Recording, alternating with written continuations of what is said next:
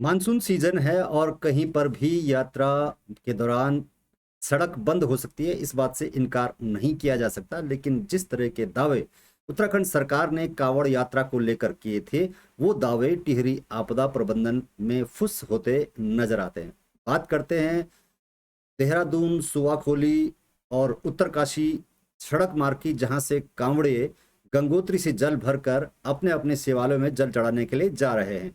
और सरकार दावा करती है कि उनकी तरफ से कांवड़ यात्रा के लिए पूरी व्यवस्थाएं की गई है। ऐसा ही दावा टिहरी जिला प्रशासन ने भी किया था। लेकिन जब सुवाखोली से आगे, अलमस बैंड से पीछे और रोहतू की बेली से थोड़ा आगे जब सड़क पर एक पेड़ गिर गया और सड़क बंद हो गई, तो दोनों तरफ लोगों की भीड़ जमा हो गई।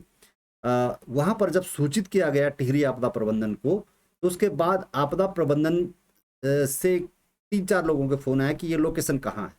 ये लोकेशन जब बता दी गई, उसके बाद टिहरी आपदा प्रबंधन के जो कर्मचारी वहां पर बैठे हुए हैं, उनको ये मालूम ही नहीं है कि ये अलमस, ये रातू की बेली, ये किस जगह पड़ता है। उसके बाद बीआरओ के अधिकारी का फोन आता है और बीआरओ के अधिकारी को ये बताया जाता है कि आपकी सड़क बंद है, जबकि ये सड़क लोक निर्माण की विभाग के पास है। तो साफ तौर पर कह सकते हैं कि जो टिहरी आपदा कंट्रोल में जो लोग बैठे हुए हैं, टिहरी आपदा प्रबंधन में जो लोग बैठे हुए हैं, खाली कागजी खाना पूर्ति कर रहे हैं। उन्हें ये मालूम नहीं है कि जो सूचना आ रही है उसे जो दर्ज करना है, ये किस लोकेशन पे है, किस विभाग को सूचित करना है। हालांकि जब स्थानीय स्तर पर जो ठेकेदार वहां पर जो सड़क चौड़ीकरण का काम कर रहे थे, उनको जब सूचित किया गया तो उनके द्वारा जेसीबी लाकर किस तरह से सड़क खोली गई। लेकिन हैरानी की बात यह है कि आपदा प्रबंधन जहां जो नोट करता है और संबंधित विभाग को बताता है, उसको मालूम ही नहीं है, उसके कर्मचारियों को मालूम नहीं है कि सड़क किस हिस्से में है, जनपद के किस हिस्से में है और कौन सा विभाग इस सड़क को देखभाल करता है, किस विभाग को इसकी सूचना दी जानी है। आप देख पा रहे हैं, ये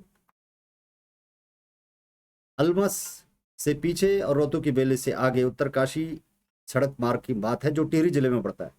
यानी कि देहरादून से जो लोग चलते हैं, सुवाखोली मसूरी होते जो लोग चलते हैं, वो इस सड़क मार्ग का उपयोग करते हैं और कांवड़ यात्रा चल रही है। और गंगोत्री से जल लेकर के तमाम जो डाक कांवड़ हैं या वैसे जो कांवड़ यात्रा अपने अपने मोटरसाइकिलों से या किसी ट्रकों से लेकर जो चल रहे हैं, उन लोगों को इस मार्ग से होकर आना जाना होता है। और टिहरी आपदा प्रबंधन, टिहरी जिला प्रशासन जो दावे कर रहा है वो देखने लायक है। ये सड़क पर जब बंद हो गई, उसके बाद आपदा प्रबंधन को जब बताया गया, सूचना दी गई, तो आपदा प्रबंधन के कर्मचारियों को ये मालूम नहीं है कि ये लोकेशन कहाँ है, उनके जिले में कहाँ पड़ता है, और अगर पड़ता भी है तो कौन सा विभाग इसको देख रहा है। सूचना देने के बाद उन्होंने बीआरओ के अधिकारी को बताया। बीआरओ का अधिकारी का कॉल बैक आता है कि ये किस जगह पर है।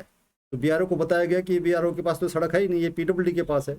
पीडब्ल्यूडी इसको देख रहा है, लेकिन जो आपदा प्रबंधन में बैठे हुए, जो सूचना कलेक्शन का काम करते हैं, सूचना नोट करने का काम करते हैं और सूचना को संबंधित विभाग को बताने का काम करते हैं, वहां पर किस तरह से खाना पूर्ति हो रही है, उन कर्मचारियों को ये मालूम नहीं है कि ये उनके जिले के किस हिस्से में ये सड़क है और किस विभाग को इसके बारे में बताया जाना है।